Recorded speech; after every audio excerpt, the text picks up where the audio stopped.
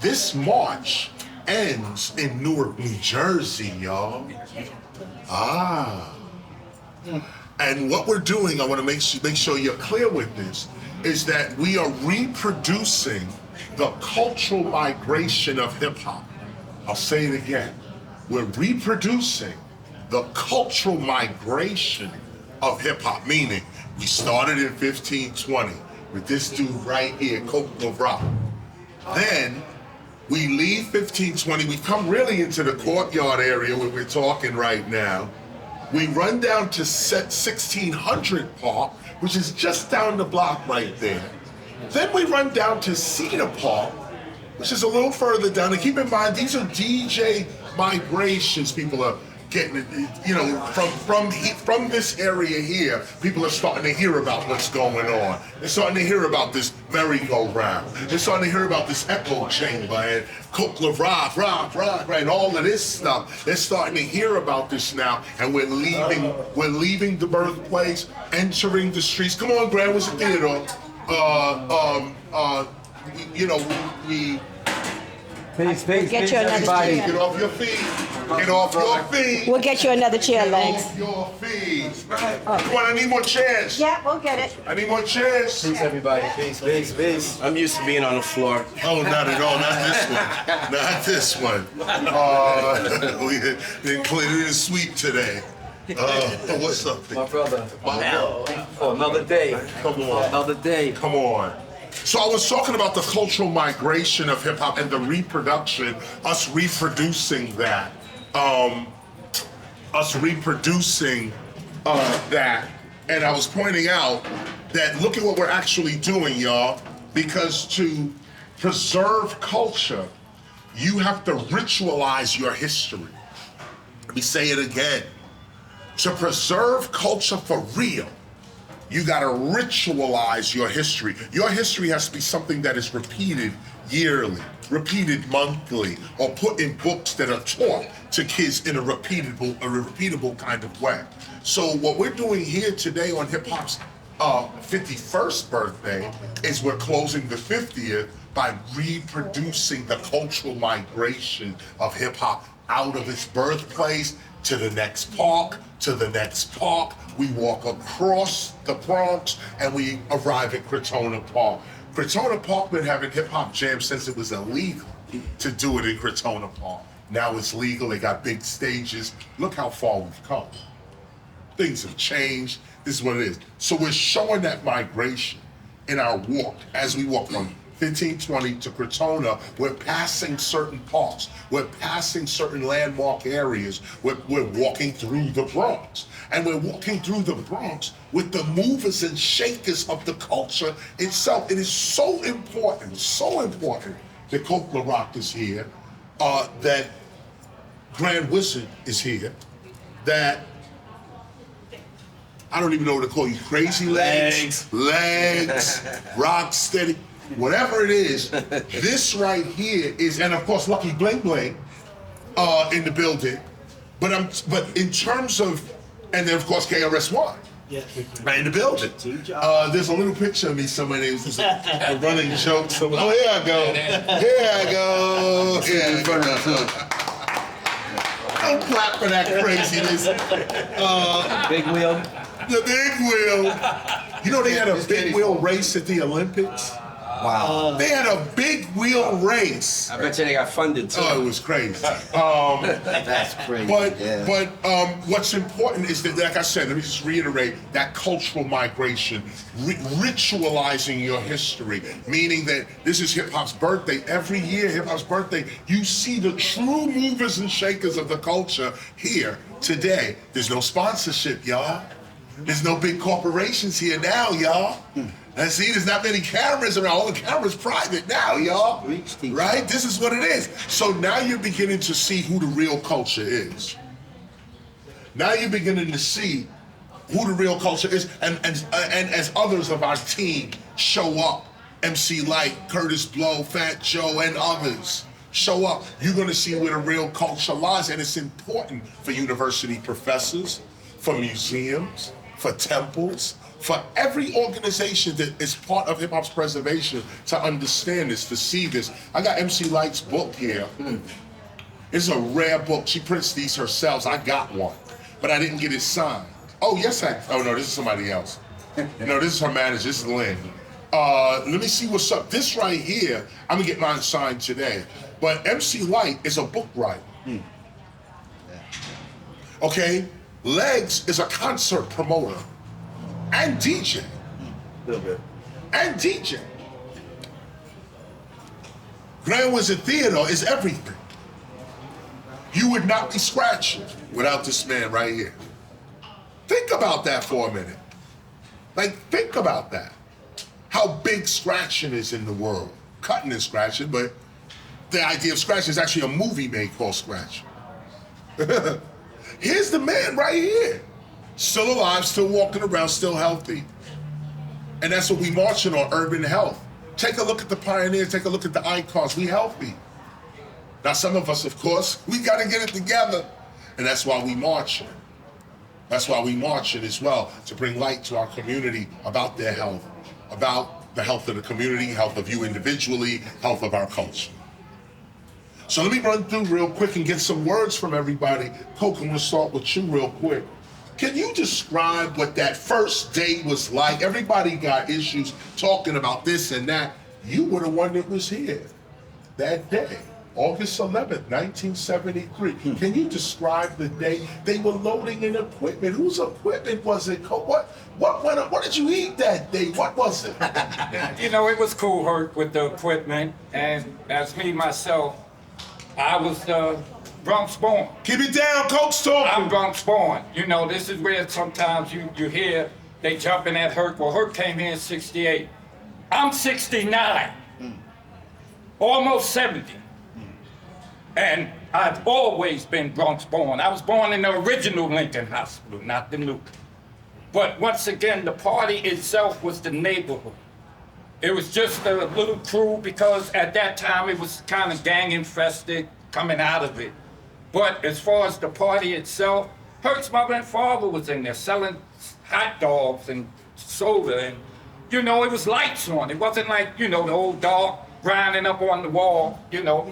But that's when we heard the two turntables, the sound itself, because everybody in the 70s, you had to play off your mother's or your father's, you know, turntable. It wasn't popular to me.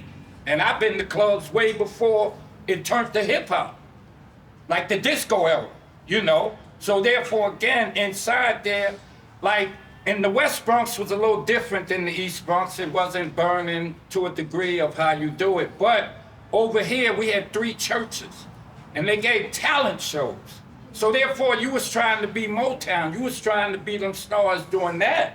And it was so popular in this area where dancing, they would beat you up if you copied their move. So I used to be like, wow, y'all take this real serious. But it wasn't b-boying then, because I was a dancer. Not in the manner of running around dancing, but I did a lot of things. But whatever I did, I tried to do it at the best. But when it came to that, you created moves, you know, over here.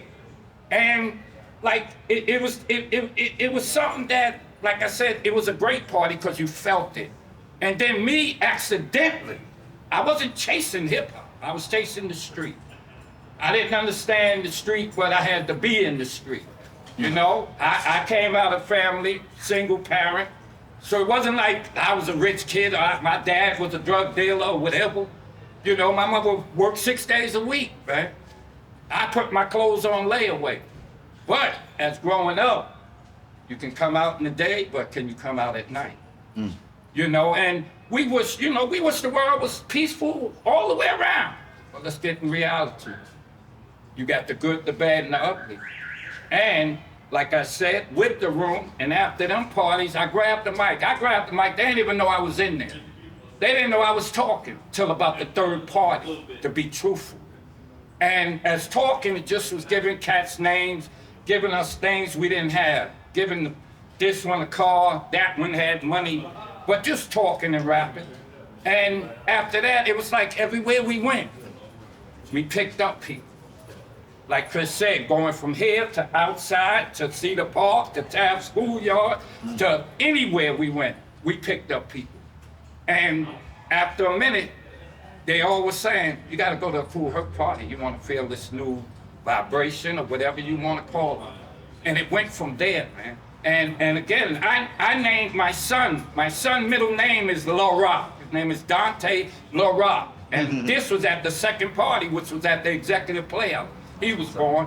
So again, I was before my time, because I couldn't feel it. But now I feel it, I understand it, and I love the brothers that we're doing. And like I said, I'm walking, and I'm 69. I'm not broke. In school, I was an athletic guy, man. I did all type of things. You ran track. I ran track, I played ball, I fought. I was like an All-American in junior high school. I was the fastest in the 3rd grade. City champ, knocked out champions. I'm 5'11", but I used to always say tougher than tough, and that ain't no bluff. But once again, man, this is a moment now, and now I can feel hip hop. I couldn't feel it then, because I wasn't moving with it. But I see God kept me here to talk now. And this is where it was. It started for 50 Cent. So how many people could have been in front of Herc if it was 50 Cent? What, they was doing parties for a quarter? But let's keep it where it's at right now. We got all the legends. We all put this together and made it what it is. Okay, one person opened that door, but everybody went through the door. And I got my partner, Lucky Blank, but just as well, man. This is love here, and we here. I'm on the wall over there. No doubt. And you'll see over there, I always had jewelry, man. I always had jewelry. I always had money. Like I said, I am the first G money man. I can clarify that. When guys had nickels and dimes, I'm getting G's. But again, the March, come on out, y'all. We here. We going to Katona Park. I fell in Katona Park late at 6. You know? Me and my brother, he was supposed to go to church. He kept me from going to church. So I guess God pushed me in the water. Because he got to beat me. You know what I'm saying? So again, I'm Bronx born. Thank you. Thank you. Let's go for Rob. Let's go for Rob. History that you ain't gonna get nowhere else, okay? Out the mouth of the founder. So now it's Grand Wizard here. I was talking to Flash about your brother, Mean Gene. Gene really is bringing Flash in to your house. Yes. As the story goes, Flash sees you needle dropping as a young kid. Now, of course, I want to hear from you yourself, but this is where we are so far. I'm fascinated with your brother, Gene, who sees Flash doing his thing, and Gene is kind of coaching, mentoring, managing Flash, but he brings Flash to your house. Your mother cooking for everybody. You bring it to your house. So what was it that you sitting there needle dropping, or what were you doing? What do you think you were doing that made Flash look at you in that way, and y'all start doing your thing, and then you arrive at scratching? Walk us through that real quick. Well, I mean, first of all, you know, yeah, Flash definitely, you know, all the equipment that Flash and my brother Mean Gene owned was in my mom's house. They had their equipment in the room. So you had to pass the living room in order to go into my brother Gene's room. So my mom's had a big stereo system out there. Big coffin, TV in the front, lift it up, look inside, you got the 8-track tape, you got the turntable there. So I'm in the living room just playing my mom's 45s and lifting the needle up and dropping the needle back on the record, because I'm in there by myself and I'm just like, well, let me play the break part of the record. And I'm sitting there listening to the record and I'm like, oh wow, I want to hear that again. Lift the needle up. I want to hear it again. Lift the needle up, until I got into the motion of just lifting the needle up, lifting the needle up, lifting the needle up. And the more mature I got, I started to count. Okay, let me count to 2 and lift the needle up. Let me count to 3 and lift the needle up. Let me count to 4 and lift the needle up. Not knowing that I was training myself to do the needle drop. Because I actually created the needle drop before I created the scratch. You know? And every day I say to people that what I have is a gift. It's not a talent. Because it's been with me for so long. I mean, you can have a talent and sometimes your talent can just leave and you don't have it anymore. What I have is a gift, and it's gonna stay with me for the rest of my life. That's why I feel that I'm still here, still touring, doing Scratch Academy classes, touring around to the schools, to the universities, just traveling all around the world, telling my story, doing the Scratch Academy classes, and I'm just so happy to still be a part of something that's bigger than I am. Now, Flash and my brother Mean Gene, I watch them. I watch them play without earphones, lift the needle up on the record, and listen to the needle while the record is playing, not having earphones. I watch Flash hook up the earphones. I watch them cut my mom's curtains, cut up cereal boxes, and make felts and stuff like that. I watched them go through the big giant mixers to the little small mixers so that a DJ can get to one turntable quicker than he's supposed to. I watched them blend house records with disco music. I watched them do so many things, you know? And once we became L Brothers, all of this was already in me, you know, that I learned from my brother Flash and my brother Mean Gene, and I thank them so very much for introducing me to a culture that I didn't even know existed. And now here we is, 51 years later, and I'm still here, and I'm just so happy to be a part of this culture and art form that we call hip hop.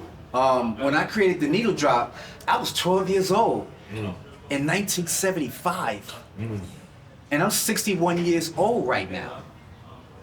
I mean, not look it, but when I get up in the morning, it's like, I got a lot of makeup on, but you can't really see.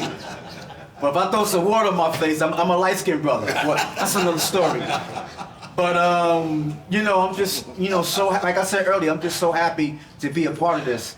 And when I think about today, when it comes around every year, I think about all the B-boys, the B-girls, the MCs, the DJs, the beatboxers that's not here anymore. Word. To see where this has come. And every time I get on the turntables and perform, I feel all the spirit inside me. That's why when you see me on the turntables and I just zone out, I have all the spirit of all the people that's not here with us anymore. And we have to keep these people's spirit alive because they're not here to see what this has become.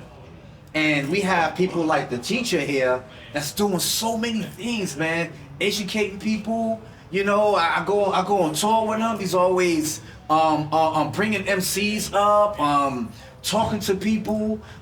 Even when he do a show, he talk to the crowd. He's just not rhyming. You can learn something just by listening to the rhymes. Even I've learned stuff. I was like, wow, I didn't know that, you know, about the hieroglyphics and back in the days where you go and look at the hieroglyphics on the wall, and now we got the graffiti artists, and then you got the people, the tribal people banging on the drums. You know, that's the DJ, and then you got the people doing the tribal dance, and that's the B-boys and the B-girls and stuff like that. So hip-hop was always here. It's just that we reinvented it, you know? We reinvented it. And like I said before, I'm just so happy to be a part of something that's bigger than I am. We changed the world, and we're going to continue to change the world. You just got dates. You just got verified with dates. Can you give us a date for scratching? Oh, wow.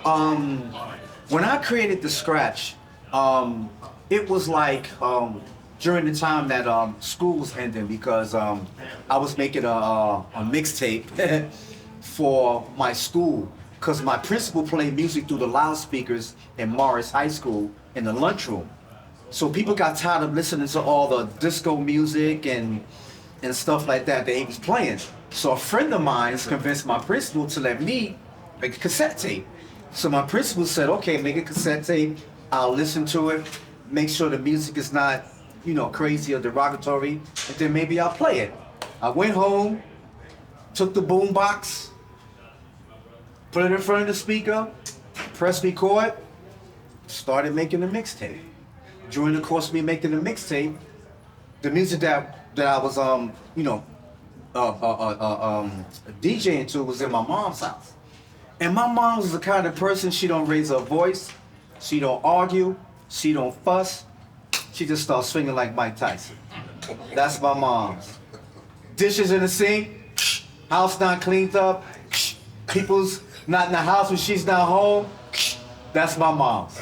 I love her. I'm gonna call her after I leave here. Anyway, so I'm making my cassette tape, the music got too loud. Mom's kicked the door in. Well, it seemed like she kicked the door in. She came in the room and said, turn the music down or turn the music off. I was, one record was going off and it was time for me to play the other record. Did a baby scratch, pulled the music down. Mom's left the room, finished my cassette tape, started listening to it. And when it got to the part where I was scratching, I was like, wow, I can incorporate this to all the things that I do as the DJ. Because I'm the kind of person where I sit and watch all DJs and analyze everything and make sure I don't make the same mistake that other DJs make. You know, when you're DJing, don't look down at the turntables, look up at the crowd. Don't play what you like, play what they like. You know, you are here to provide a service for the people. So if I was to put a date on the scratch, it would probably be the month of maybe June or July. The school lets out. That's around the time. 1975. 12 years old. Gang infested neighborhood. You know, you couldn't really venture out too much. You know, it's like if you go, yo, we are going, or we going down to the 9 to see Cool Herc. Oh, okay. Did y'all call Herc and tell him y'all coming? You know, or yeah, we going to Bronx River today. Oh, you're going to Bronx River. Did you call Bambada, let him know you coming? You couldn't really venture out to different places, man. You know, single parent homes, you know, drug infested neighborhoods. When people say the Bronx is burning, only part of the Bronx was burning. If you go up to the North Bronx was not burning. And I think some parts of the South Bronx wasn't. It was the part of the East Bronx was burning because the politicians wouldn't put no money into the community. Now here we are today, 2024. We got parks and stuff like that, and you know, you go to Yankee Stadium and you see all this beautiful, you know, you go to Mill Pond Road, you know, now they're putting stuff around. So, you know, I mean, hip hop. Come on, we putting people into office, Right. you know. So hip hop is very strong around the world. I remember going to China and doing a show, and hardly no one out there speaks English. But when I play a KRS-One or play Rakim, they recite the whole record. You know, South Bronx. And I'm like, wow, this is crazy. Hip hop, we changed the world, man. We're going to continue changing the world. And like I said before, I'm happy to be a part of something that's bigger than I am. Thank you. You know what? Speaking of bigger than you all, and bigger than all of us, this moves me over to Legs. Because here we have a real representation of breaking, b-boy, the go-off. Now, I want to start right here with Legs. Yes. So walk us through the Rocksteady crew. Now, there's a beginning, a middle, I don't know about an end, y'all still doing it. But coming off of what Theodore's saying about dates and stuff like this, walk us through breaking real quick. Breaking's in the Olympics now. You ain't got to comment on that. But look how far this has come. And you, Legs, I mean, let me say this before Legs even speaks, okay? We in hip hop, we know Legs from breaking and this kind of thing. But in hip hop, the movie Flashdance, the cultural change that this man made in our minds. There's someone else here as well that has to say, I'm gonna come, let me just say, Master G from the Sugar Hill Gang is with us as well today, y'all. And like I'm saying, and this is for university professors that are here as well, everything that hip hop did was not important. I know that sounds harsh, but it's the truth. We did a lot of stuff, but when you're trying to preserve culture and tell a story about the history of a culture, there's certain things, there are certain markers that change the culture that everybody unanimously says, yo, when that happened, we all started thinking like this. When this happened, we all changed from this to this. Having said that, coming over to Legs now. We know Legs from the movie Flashdance, and I want you to just start there, but give us a little history. The movie Flashdance, because when Legs did that movie, we knew, see, the whole world thought it was just some, I don't know, they thought it was a dancer. They thought it was the woman who was dancing. Oh, you mean when I doubled for her? When you doubled for her, right? It's not the first stunt. Oh, come on, you're not even starting me right now. But you know what? Let me just let you explain that, because Flashdance was a turning point in hip hop's history, not for the movie, but because we saw Legs. We knew it was Legs. We didn't see this woman. We knew it was Legs doing that, and it went through the hood like crazy when you did that move. Talk to us about that. So we had already filmed our scenes in Pittsburgh, I believe in maybe late, probably either late '82 or early '83. Actually, late '82, and then we ended up in, I think, in December, sometime around December of '82 in LA to do what was considered the first curated hip hop show in California. Actually, we were performing in skate country in Anaheim. It was the first time all elements of hip hop were put together for a show. So you had Bambaataa, Grandmaster DST, Rocksteady Crew, Futura, B-Side, and maybe some of the Infinity Rappers.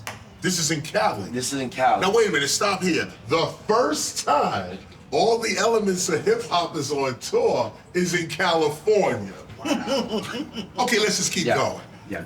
Actually, no. The first tour was, we had just gotten off the first tour, which was in UK and France, which was the New York City rap tour. So then our follow-up after we came back, it was a one-off. It wasn't even a tour, it was just a one-off. Okay. We just happened to be there, and the people who were, the producers found out we were there, and they were like, hey, can Legs come down and teach two of the stunt doubles, the French girl and the gymnast, how to do a backspin. And they wanted me to do that 24 hours before they had to film. I'm like, yo, they're bugging. Like, Right, to teach them how to do it. Right, bugging. Yeah, it's not gonna happen like that. I went for it. Next day they came in, big bruises on their sides, and they couldn't do it. And the director, Adrian Lyne, became a legendary director. You know, they started asking me, hey, would you put on like all this garb to do this? And I was just like, me and my obnoxious self, I was just like, yo, my man, you know, I don't know who this dude is. I'm just throwing my fingers up. It's like, let's go. Yeah, and they started like pushing the goalposts and saying, okay, you gotta do this, and this. And I was like, just this, yo. This, and this. So I wanna know. Right. And you know, coming from the hood, we like hungry and shit, we want some food. Right. We wanna get that money. And they basically just said, you know, I would say the hardest part about that was me shaving my mustache, because I was like 16 years old, and they wanted a Puerto Rican from the Bronx to shave that peach fuzz. I'm like, oh man, that was the hardest part, you know. Right. Whatever, you know, they wanted me to be a stunt double. I did it. I was uncomfortable with the clothing. That's not my thing. What kind of clothing? They had It was some special. It was a leotard, capezios, tights, a wig, and some flattening of areas that had to happen. You know, that I wasn't comfortable with. But yeah, so they just wanted that to happen, and I ended up, like you just said, I just realized myself that I'm the first stunt double in hip hop. Wow. Thanks for pointing that out. But you know, a lot of people went to that film to see the first part of it. Right. And walk out of the theater, especially in the Bronx. A lot of people were sneaking into the Valentine Theater, the RKO Fordham. Yeah.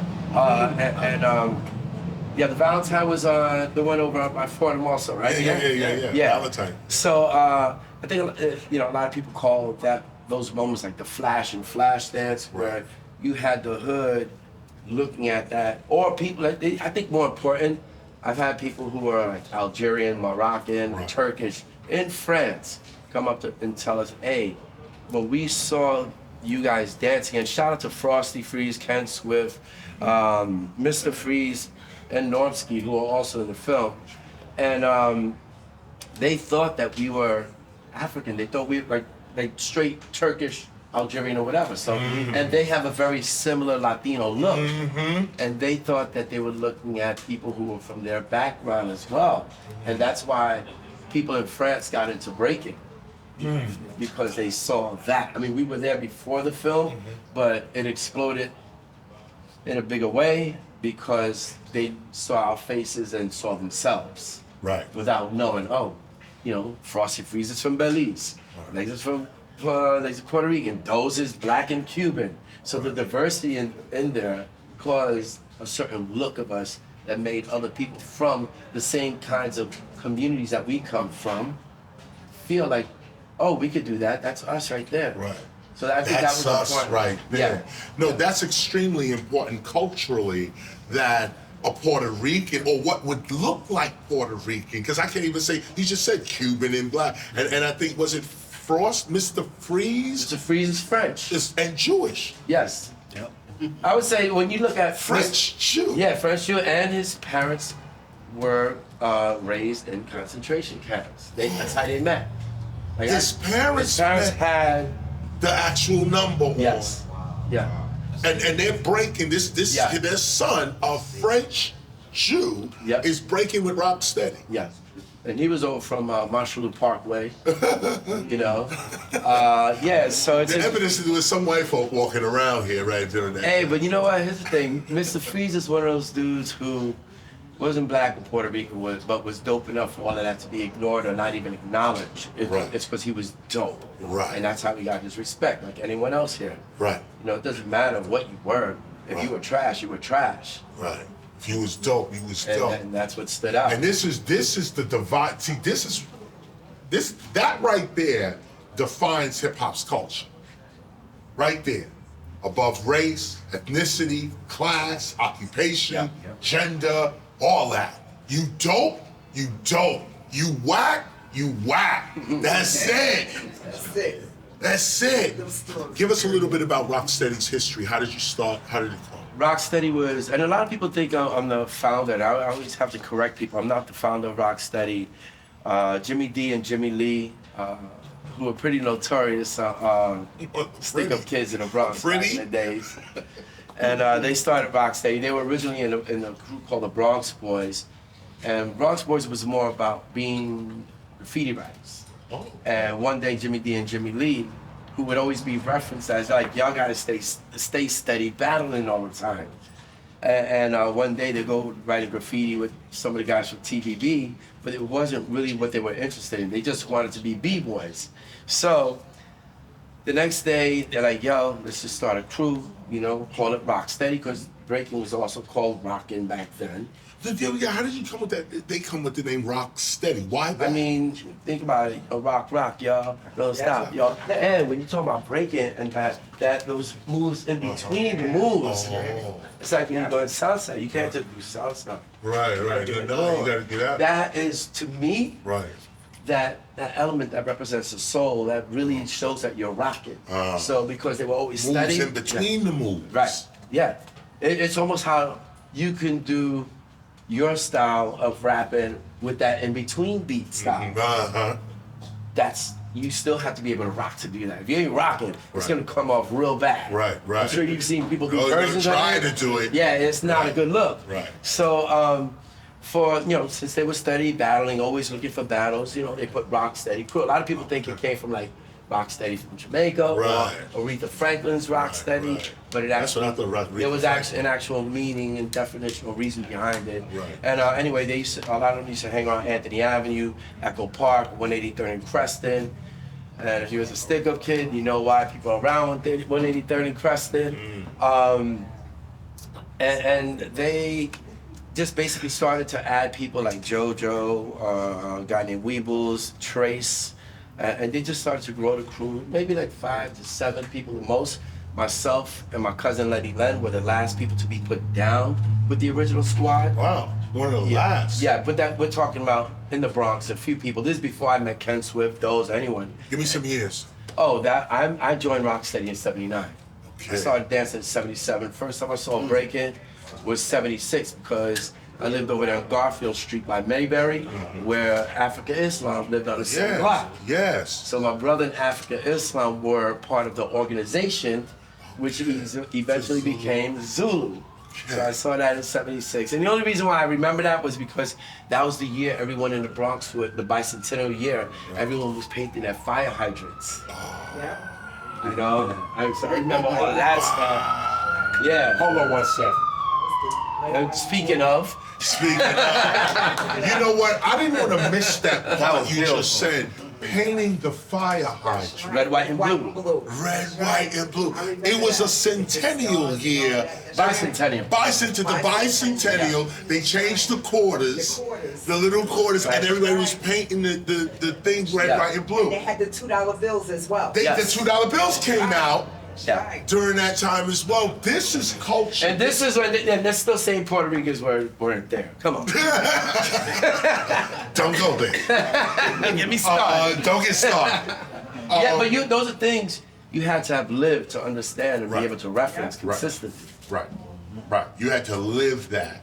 And I want us to take that in because you just dropped a major jewel about this, the in-betweens of the culture. The in-betweens, that's the real defining part right there. I talked about before you guys came as well. Let me just say there's more people here as well. We were talking, this conversation started with the cultural migration of hip hop.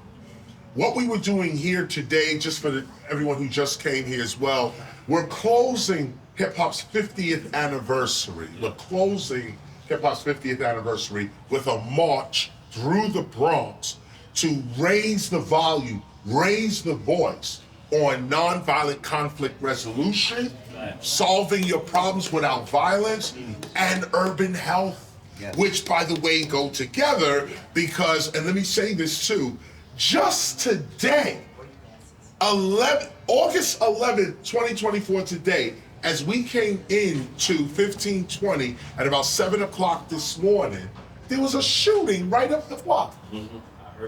This morning, cops ran in here.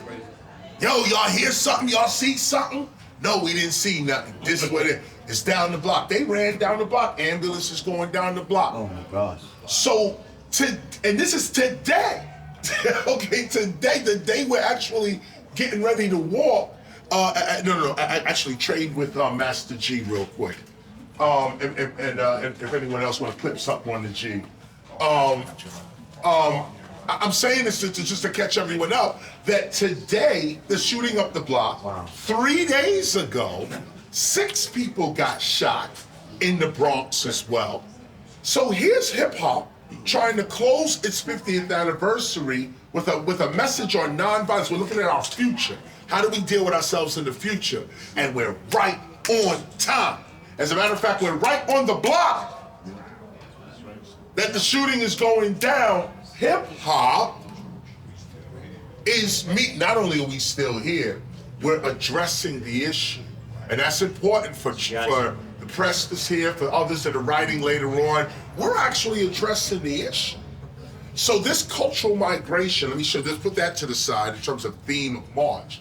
But the cultural migration, we're here at the 1520 Sedgwick Avenue in the Bronx. This is the official birthplace of hip hop. This is where we at. Hurt started in that room over there. And I don't even have to say Hurt because I'm right here with Coke LaRock, the original MC, right here.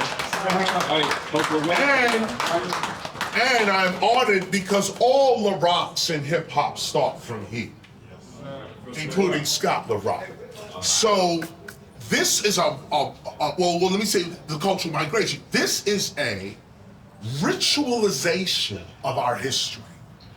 To preserve any culture, you have to ritualize your history. It's not enough to just say it. You gotta every year say it, every month say it, put a holiday on it and say it. This kind of thing. So every year, we're gathering here at 1520 to recognize hip hop's birthday, to thank hip hop as an entity unto itself. for this culture, everything. Now look what we're doing. So we start here at 1520. We walk out of 1520. We're gonna pass 1600 Park. That was another park the dudes was in, playing, jamming, doing their thing. From 1600, we go down the block to Cedar Park. Another spot, dudes is in there getting it in. And each time we going down the block, like Coke Rock said, he's picking up more people. More people. Before y'all leave, make sure you take a look at the community room where hip hop started. You know ain't nothing but 30 people in there. Ain't nothing but 50 people in there. And they charging 50 cents for dudes and 25 cents for girls. Or just maybe $50. Well, no, the ticket price is $50. We went from 50 cents to $50. But for a group, of course, $50 back then. Wow. Right. Economically. Right. Wow. Another level. So look at the migration, the cultural migration. Leaving at the birthplace, passing 1600, meeting at Cedar, meeting a bigger crowd at Cedar, and then walking across the Bronx to Crotona, ending hip hop's 50th anniversary right there at Crotona Park. That's a cultural migration. That's the ritualizing of our history, where later on, as hopefully you guys are getting footage of this, you're taking it into March, you're doing your thing, tell your children about it. Tell the kids about it. That's what we're doing here today. Make sure the kids understand this. Now, after we walk through the Bronx, we arrive at Newark, New Jersey. The Temple of Hip Hop is at 55 Ludlow Street, Newark, New Jersey. This is a place that, in terms of preserving hip hop, we have noticed, us at the Temple of Hip Hop, we've been studying this for years, okay? Hip hop's preservation, for hip hop's preservation to be successful, we need our own landmass. We need a landmass. We started thinking, before we go and buy some land somewhere, the term we got is hip hop. You bet, Joe! In the building! Joe is in there! Joey! I'll get him a chair. You better hurry with the chair. Joe Crack in the building. Joe Crack. Yes, indeed. On this side. Got a chair. Want Yeah. right here? Yep, you got it. All the cameras, please step back, move back. Please. Get One bigger. step. We need Come on. wide shots. We need wide shots. Come on, y'all. Let me continue that. So, Periana, please. Your seat's right here. Yeah, right there. Please, Periana. Come on, get in here. Come on.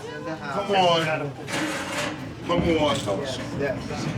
beautiful. What's up, man? Right there. How you been, man? Take your seat. Crew.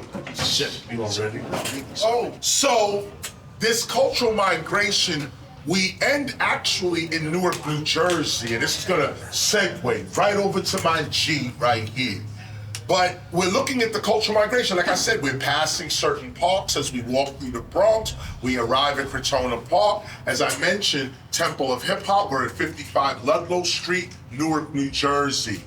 We started looking at the real preservation of hip hop as part of a landmass, as part of hip hop having its own land, really, section. Before we start buying land in that sense, we started smaller because we have to learn how to govern cities. We have to learn how to govern, period. As I say this with Periana's right, Miss Sanchez right next to me, 14th District. This is the real right here, okay? But this is governance and the ability to move communities, help communities, develop even communities. This is what hip hop needs. When we say culture, what are we talking about? Is it just words, or is it a real body of people that we're trying to lift up and move forward? So, the idea was, just like you have Chinatown, or Little Italy, or Little Armenia, in Brooklyn they got a Little Caribbean in Flatbush. Why can't we have a little hip hop in every city in the world? Yeah. How about that? A little hip hop, just a little, just like you got a little Chinatown, so on. Give us a little section, the most deprived section of your town. Give it to hip hop. And so we could centralize hip hop in a section of a city, bring jobs into that section, investment into that section. All the entrepreneurs that work with hip hop have a place to set up your business. We're attracting global tourism as well to the city. So Newark, New Jersey, Mayor Ross J. Baraka was the first one to accept our proposal. He said, take South Ward in Newark, New Jersey. South was a place, North Ward, East Ward, West Ward. The South Ward of Newark, New Jersey. He said, let's call that Hiphopia. Could you imagine? Hiphopia. Call that section Hiphopia, erect a temple in that section, and let's start centralizing the wealth and the knowledge of hip hop in an area. This is one concept. This is to be franchised everywhere. Chinatown is everywhere. Little Italy is anyone who wants it can have a Little Italy somewhere, can have a little Chinatown somewhere. Same thing with hip hop. We would hope to have one in Paris, hope to have one in Berlin, in Ghana, in Tokyo, in Hong Kong, wherever. So we arrived, this cultural migration, it starts at 1520, goes over to 1600 Park, goes over to Cedar Park, goes over to Crotona Park. We know that hip hop then left the Bronx and its commercial success winds up in New Jersey. How do we go from Bronx to New Jersey? Crazy, but this is the real history. And so to ritualize our history, we do the same cultural migration again. Walk through the Bronx, go through the parks, but we're gonna end actually in front of the Temple of Hip Hop today at about 4 o'clock. We'll get there about 3, 4 o'clock. The festivities in Newark, New Jersey start from 12 to 8. We shut down the streets, it's all blocked off. We're right in front of the temple, couple of thousand people will be out there. That's where we close hip hop. Well, the official close is really in Jersey in that way. Cultural close will be right here in the Bronx. But if you care to go out to New Jersey, we're out there as well, right in front of the Temple of Hip Hop. People are out there, we're doing our thing. The elected officials of Jersey will be there, all of this other stuff, and hopefully our artists, if we haven't passed out from this walk, hopefully we will be there in that sense as well. Just got a confirmation last night from Kid Capri. I was with MC Lyte in Brooklyn last night. Yeah. And Kid Capri said he's coming to Jersey to do our thing out there.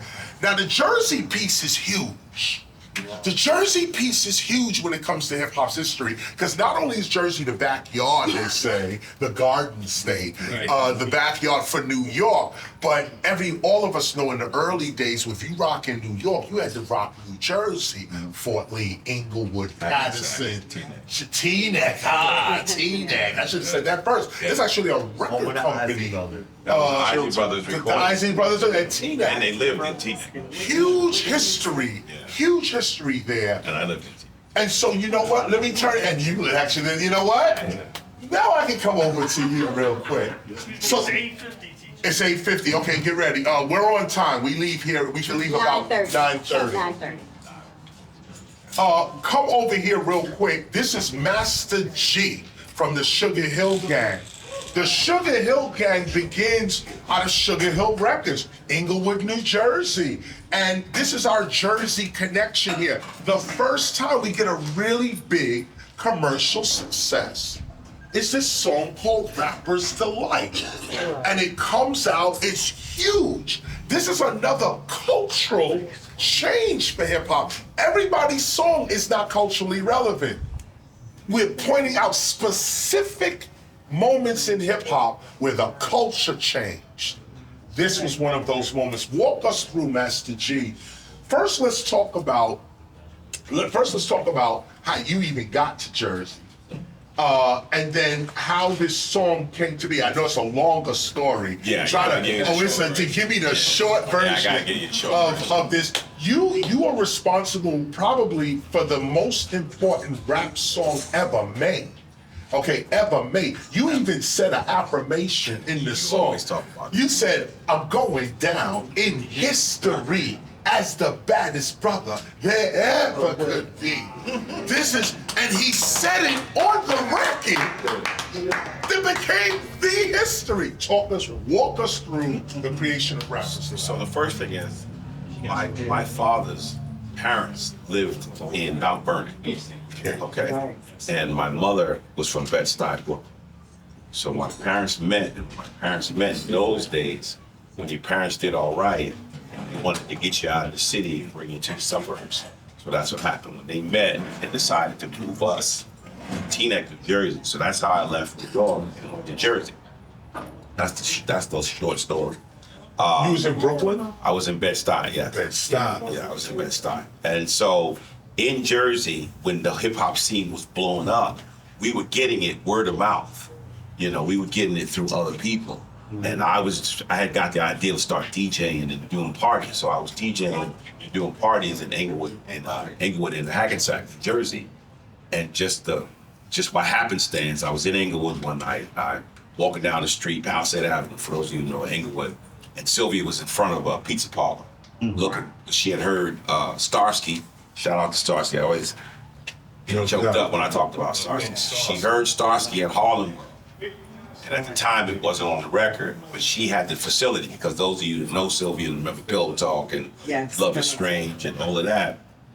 And so she started looking for rappers in the area, and I just happened to be there. So at the time, Hank was in the pizza parlor. She was listening to Hank, and then I walked on the situation. Roll the script. We used Good Times because, of course, in '79, Good Times was the breakbeat in the summer.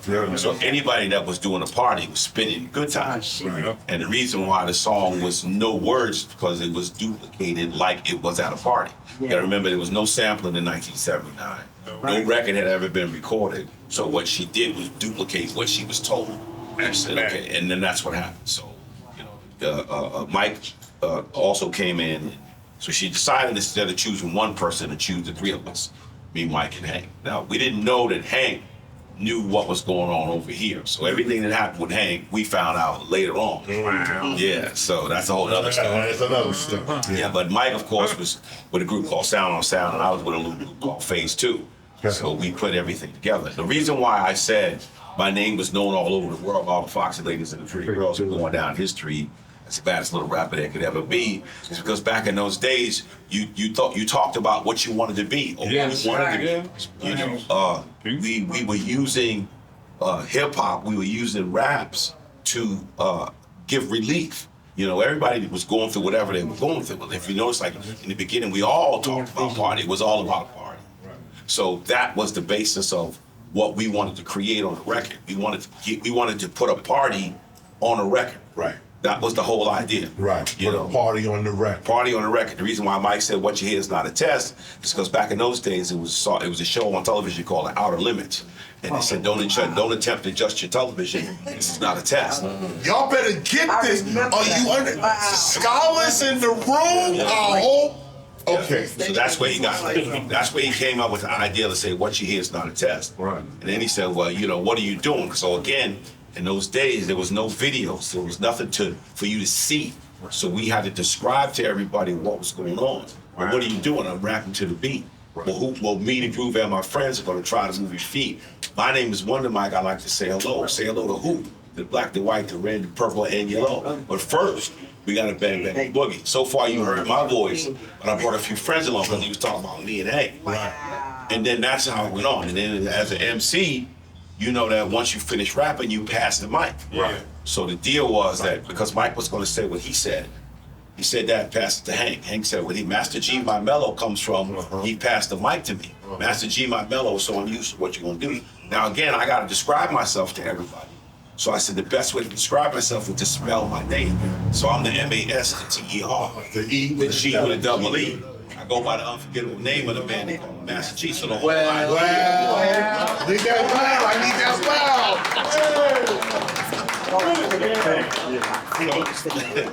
So the whole idea of Rapper's Delight, the whole concept of it, uneven knowing to Mike, Hank, and myself was we were describing the culture to whoever was willing to listen to it. Now, let me just put this out there.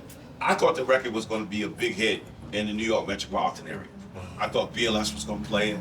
You know, we got to go back to remember there was before our Rappers Delight came out, hip hop didn't exist on the global level on the level at all. At all. Street thing At all. It was going on in New York. It was over here in the city.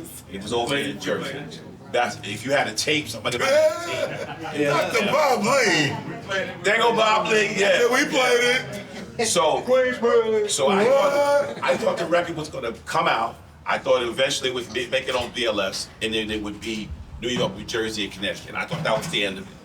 And of course, you know, it has been like you said, it has become the cultural definition and the major shift of what this thing has become. So in my sense, hey Lyte, how you doing? MC Lyte, everyone.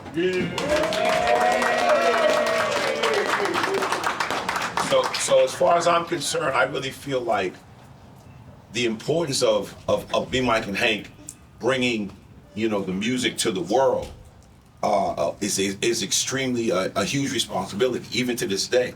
So I feel like we're kind of like ambassadors of this art form because we have literally been on every corner of this planet doing this. I mean, I'm getting ready to go to Amsterdam and Belgium in 2 weeks. I was just in Monte Carlo last month and in London. They gave us a plaque in the streets in Camden Town. We're right next to David Bowie and Amy Winehouse. There's a plaque in there. And so there's no way that I could have ever imagined that this would be the outcome of what we did, But every single day I'm honored and it's a privilege to be a part of it. And the whole idea of even me being here in the Bronx, I really feel connected to preserving the legacy and perpetuating the positive energy that is directly connected to what we're doing. You know what I mean? I really do feel important. I said I've literally been on the road for the last week straight. That's why I sound a little crazy. I was in Baltimore last night. I did a show with Chubb and Black Sheep. We just did a show in Baltimore literally last night. So I got on the plane this morning. So I'm down in DC because there was no way I couldn't be here to represent and to take part of this. This is extremely important to me because this music and this art form and breaking and graffiti and all this stuff, man, it's so vital to the existence of the human being that I'm making it my business to, on an annual, daily, respectful basis, keep on letting people know my presence is important, and I hope you guys appreciate the fact that I really appreciate it. That's legit. You know what? Also, because we're coming up on 9 o'clock, we're gonna It's 9 right now. It's 9 o'clock right now. So I'm gonna turn this over now to my brother, Fat Joe. Now listen to this dude right here. Okay, first of all, let me say that we know Joe as an MC, classic, legendary. We already know this. But I know Joe as a graffiti writer. And while we're sitting here in this cultural experience, I want to hear from Joe in terms of that graph because, see, let me tell you a story real quick. Joe, you and I was with Source Magazine early on one day, and the Tax Crew. And we was bombing. We was going around bombing. Well, I'm not going to give it away, but we was going around bombing, putting our names up. And we was with there was a Source Magazine that just got started, and a couple other people was with, and then Tax Crew was with us. So we're going around so Joe putting up crack, putting up some TAT, putting up day joint. So I go and I put my joint up, and it was whack. And it's like, you're an artist, some days you get it, some days you don't. But this day, I needed to get it, and I didn't get it. So I'm trying to work in my K, I'm trying to get my it's whack. I'm there with Tax Crew, the best in the world, okay? The best in the world. That's right. Bio, Brim, BG, Nicer. Nicer, come on. Best in the world. I'm with these dudes putting up black shit on the wall. It was crazy for me. I felt horrible. Joe is over here trying to help my piece out. I got photos of me and you, Joe. You trying to get the red over the black. It was crazy. I'm feeling distraught. Bio comes over to me. I said, Bio, I can't get the K right. I can't. Bio said, hold up. This is your style. This is not whack. this is not. And he gave me enlightenment right there, right there. I'm trying to be like Joe and like TAT. They putting up crazy shit, okay?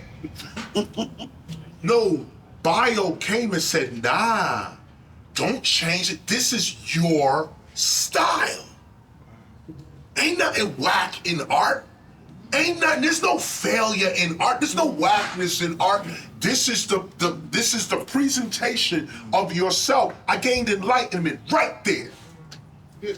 Right there. And I was like, you know what? This is my style. It's not so bad after all. And it was a change of consciousness right there about trying to bring yourself up to some kind of standard and forgetting who you are in the process. So I say that at the top because Joe here influences a lot of graffiti writers. He's an MC, we know this, but a lot of writers know Joe. I remember Joe, I went to one of your album release parties years ago. He was in the Bronx somewhere. Rick Ross was there, Slick Rick. Everybody, we was Jimmy's there. Cafe. Jimmy's Cafe, Jimmy's when it was still Jimmy's though. Right there. Look, Rick Ross and Slick Rick and room full of legends. He walks in with Revin. Y'all like, who's this? Revin. I was like, yo, Revin is here with Joe. Revin is one of these dudes, he was up everywhere. If you in the Bronx, you know graffiti, you knew Revin. Joe just walking nonchalantly with this dude who just tore the Bronx up, okay? This dude is right here, okay? Walk in, I'm like, yo, Revin, what's up? I'm trying to get this dude autograph, okay?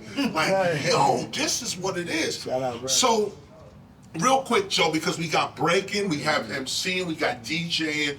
Talk to us a little bit about graffiti art, your days coming up as a graffiti writer, some of the influences that came on you, and how rap is today. I saw you doing a piece in Miami the other day. You did a nice little piece. Talk on that. 4 boys. To be honest with you, is the only thing I fear going to jail for still to this day, because I'm so addicted to writing graffiti. And they starting to smash the trains. I'm not advising y'all to do that, but every day I gotta fight myself not to smash the train and pull out a whole car. Wow. I'm like, yo, I don't think Kamala Harris It's gonna This time. There goes the kid in the city. Like, it's like, but graffiti's so addictive, man. And so I grew up Gizmo, Cosmo. Reverend was like the biggest legend from my hood, and B. And so I just grew up just loving graffiti, man, and expressing out, you know, just like he breakdanced and he DJ'd and UMC, you know, graffiti was expressing ourselves, man, and it was another form of getting up. And so everybody was out for fame. Right. So people would hit the trains, and then you look at the train go by, and your name is on the train. You wasn't a real graffiti writer if you ain't steal your paint. So we had practice sessions of racking, of stealing paint. What was that spot on Canal Street? Nah, Canal. we stole everywhere. Pearl. We stole everywhere. But you wasn't a real graffiti writer if you ain't steal your paint. So we be in the crib, we made our own rack, and we looked like we was like racking paint. Loose coats. But you know, just hip hop in a whole started out from here, and me as a little kid, just being a fan, I was a part of hip hop history. Right. So Mr. Ness lived in the building right across from my grandmother. Ruby D, one of the first Latino MCs, lived across the street from me. Starsky lived in my project. Shot Rock lived 2 blocks away on Prospect Avenue. So I'm birthed. I thought you was good. So if Melly Mel would have introduced me, he would have said, we don't look at him as Fat Joe, we look at him as Little Joe. So my brother was a crate boy. He would carry the crates for Grandmaster Flash. Wow. So I'm like the little kid. They would be like, yo, get out of here. I remember I seen, who was it, Booby D and Whip, right? And they were like, yeah, we know you. You was the snotty little kid from the blue court from, you know what I'm saying? So it was just incredible. And his record was the first record we ever heard go viral. So Sugar Hill Gang, and of course, Furious 5, The Message. Yes. So meaning that I remember every single floor we went downstairs was like either playing Sugar Hill or The Message. Every floor of the project building, you come outside, the guy walks right by you with the box, the car, right? Like you was just like, yo, what is this? Like this is, so you know, the Bronx is a special place because it was all birthed out of this. Yes. You know what I'm saying? And it went on to like, it just don't make sense, right? Like, so I'm explaining to my guys when I pull up this morning, I'm like, yo, you know, it started here. You started 3 places, right? So I'm giving the whole history lesson to my guys, like, yo, you know, this really started. Nobody could understand. See, kids can't understand that. Right. You know, they got so much access to hip hop on their phone and everything, everywhere they go.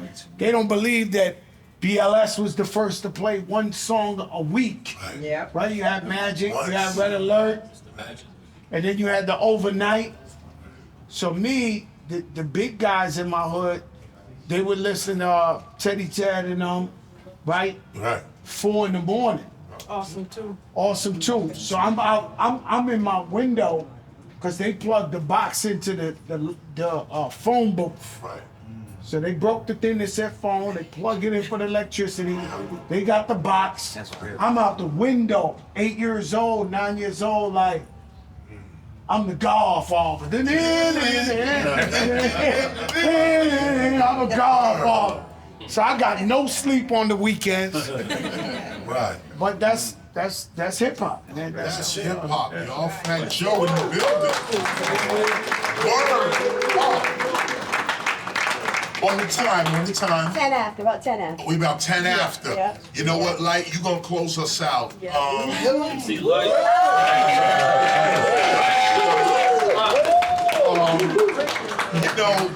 just drink it. Lyte ready right there. Obviously, our female MC representation, we went through, you know, our elements in that sense. Like you and I was in Brooklyn last night, phenomenal show. You ripped it. It was dope. That was crazy. I came out. You just gave you gave me something to drink. And it was absolutely wonderful last night. I got in like 2. I know you got in later than that. It was like, wow, and to have you here now early in the morning, you know this is big. Talk to us about the female MC representation. And just before we leave, also, I'd like us all to just go down the line and give us the future of hip hop. A 2-minute piece on what you see for the future. Absolutely. Give advice to the future of hip hop while we're sitting here. And remember the time. 1 minute. They're probably 1 minute. Yeah, probably 1 minute each. Yeah. Like, talk to us about, so the beginning days, okay? You brought Milk out last night. Milk is chilling. This is chilling. He did it live right there. It was crazy. But you coming up, you know, hip hop, and I would say hip hop as culture, but rap music in general, male dominated. You got all these dudes running around with all this testosterone, and it's gotta be hard, and it gotta be right, and this, that, and the other. Here you come. I cram to understand, cappuccino, all of this stuff. Walk us through real quick your start and your inspiration. Why did you feel MC? First of all, why MC Lyte? Why the name Lyte? And then your presentation. Good morning, everybody. Thank you for that, Joe. I just learned a whole lot. It's funny how you can know someone for years, but it's not until they're asked specific questions do you learn more about them. So thank you for sharing that. Thank you for prompting that. Come on. The name Lyte, it was a dictionary that my mom kept in the restroom. A dictionary of thoughts. And I just opened it up one day. I needed a new name. My name was Red prior to that because I kept my hair red. And I was like, okay, what can be more profound? And so I came upon the word light. And it had many different definitions from many different philosophers. The truth is the light shall lead you, no darkness shall exist as long as there is light, and it was everything positive. And I knew if I wasn't that then, I soon would be. So I took the name and just changed the spelling. And my inspiration was everybody from the Sugar Hill Gang to Sha Rock, from the Funky 4+1 More. When Melly Mel rapped The Message, I knew that I wanted to be a storyteller. I heard Lottie Dottie while I was visiting my grandfather in Far Rockaway in Hamill's Project. And by the time I came downstairs, I heard Eric B. for president. And I knew that I needed to talk to the people, not necessarily rap. And so hence came the sort of monotone as I'm talking to you, not many inflections, but this is what you get when you're getting the truth from Lyte. Right. Right. There was a record, you talk about your first record, I Cram to Understand. What's the meaning of that song? I Cram to Understand You, I first recorded in DJ Clark Kent's basement. I worked at Chi-Chi's Mexican restaurant. I had a really good friend that was maybe 4 years older than me. Her name was Jill. She used to go to Latin Quarters. She asked me if I wanted to go. I Wait a said minute. absolutely. This is the second Clark Kent. This is the only DJ Clark Kent I It's only Clark Wait a Kent. minute. This Clark Kent with was an original. working us. He came. Right. Oh, It's a Clark Kent. teach me. It was Timmy Tim, Okay. Clark Kent, and Imperial J. Okay, so DJ Clark Kent. Yes. Right. That's his name was DJ Clark Kent too? I think Clark Kent. No, but I mentioned this because I think Clark Kent got his name from this Clark Kent. Okay. I had a conversation with him about this. I think he did have his but because for the cameras and for history, Yes. just wanted to make that distinction. No, But let's please make it continue clear. real quick. Continue. DJ Clark Kent the second. No, but this is No, Clark Kent. Clark Kent. Yeah. DJ Clark Kent, she's talking about super producer, one of the Word. greatest DJs in the world. He produced for Biggie, for Jay-Z. He's credited with like putting all those guys out and all that. So let's Brooklyn. Sneaker King. Sneaker King. Let's big up Clark Kent. Yes. Second yes. Clark Kent too. Yes, indeed. And look him up.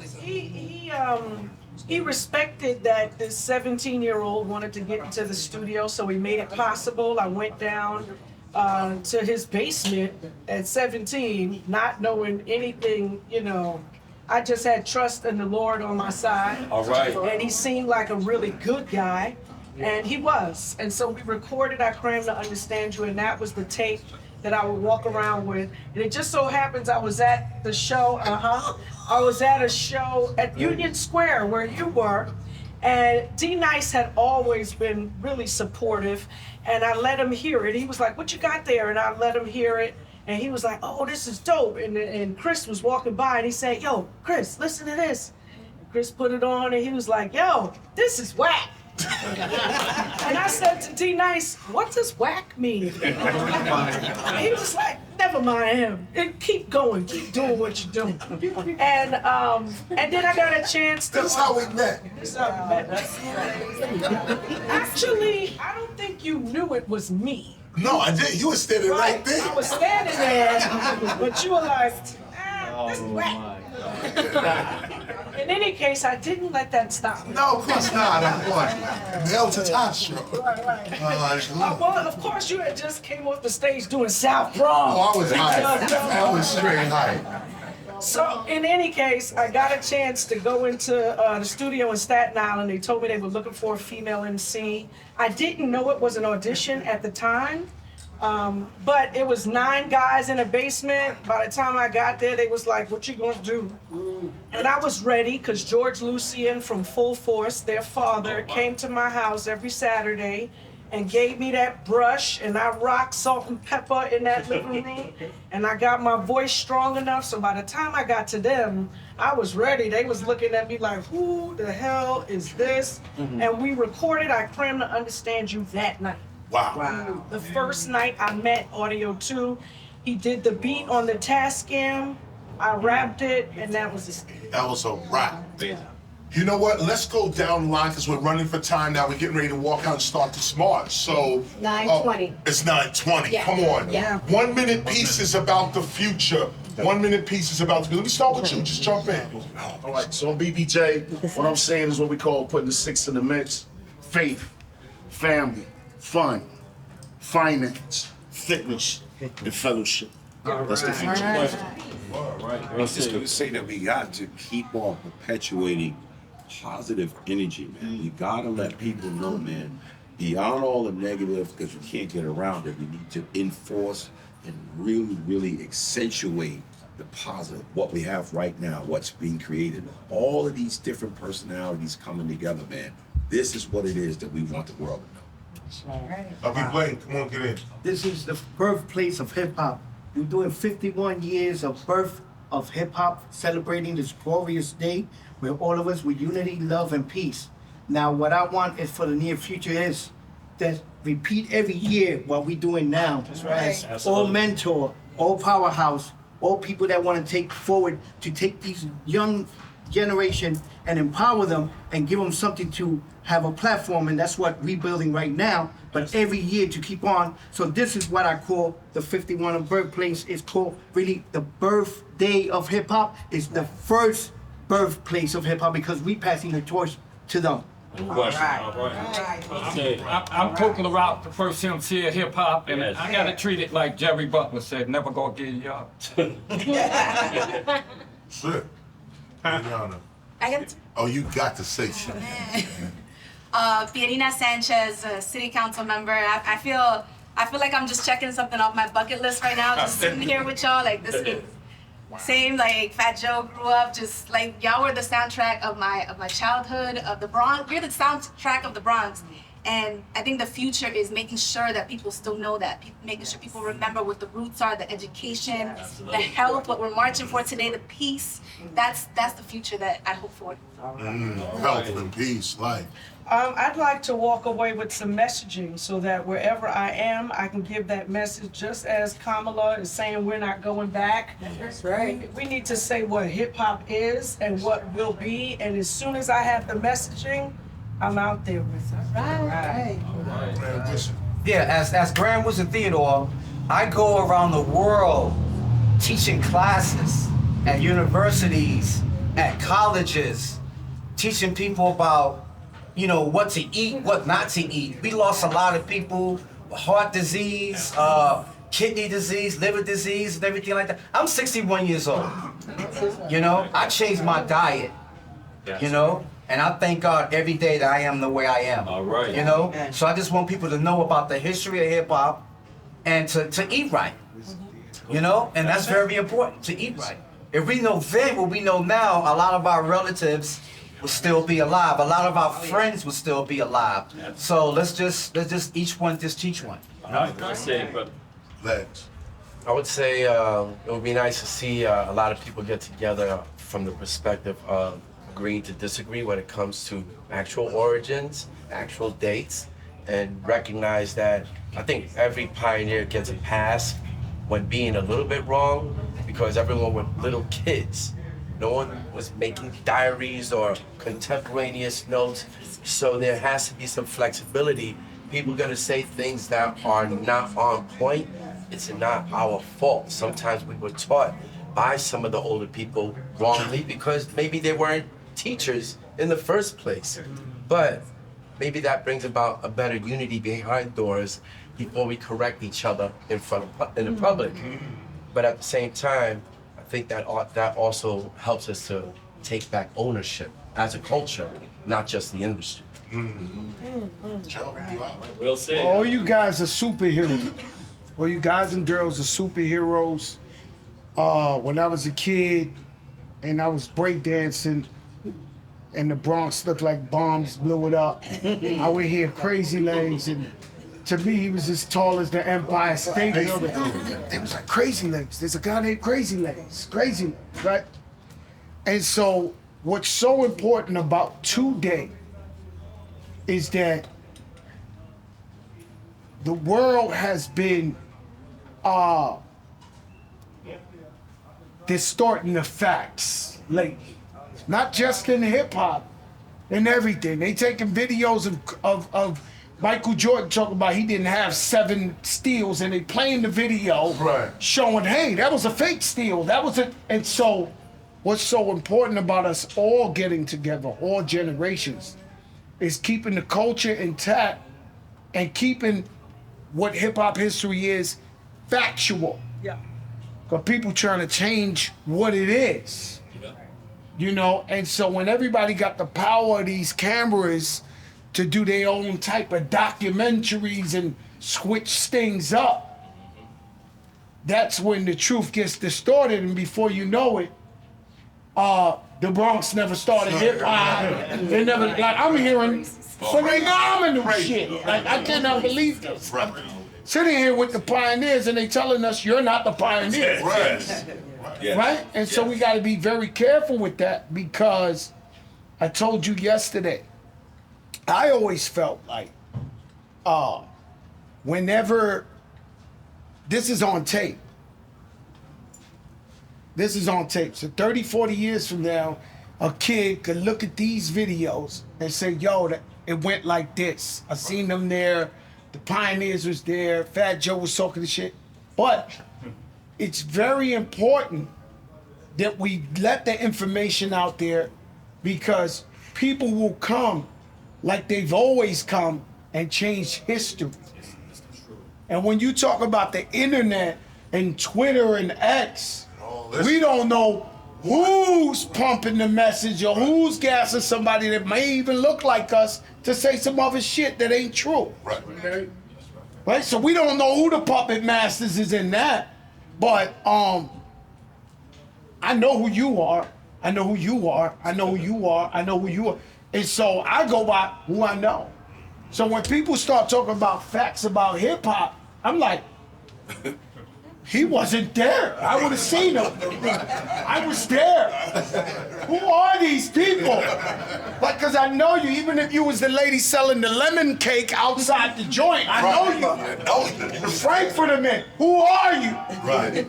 Right? And so it's very important that we leave self-awareness to the youth. Also, I advise all youth to go independent, own your own music, so we can take hip-hop back. Because as much as we talk about hip-hop culture, unfortunately, financially, we don't really own it. So let's at least tell the youth, hey, we got a bad deal, but you have a chance to own your own masters, to own your own record label, to own your own IPs, your own, Don't fall for the same trick that everybody fell for a million years. Okay. That's real. Don't fall for the same trick.